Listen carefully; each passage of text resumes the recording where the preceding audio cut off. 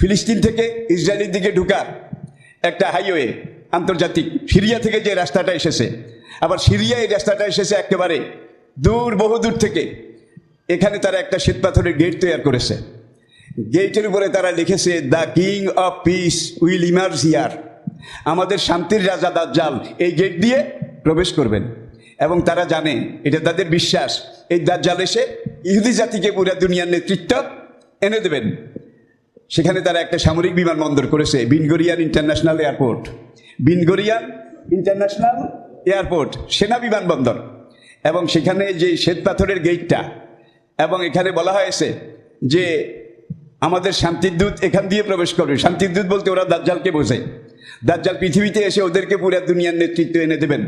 তাহলে লুদ শহর তৈরি হয়ে গেছে, সেই বাবে লুদ এটা তৈরি হয়ে গেছে, সেই গেট তৈরি হয়ে গেছে। এখন শুধু ঈসা আলাইহিস সালাম, ইমাম মাহদী আসার অপেক্ষা।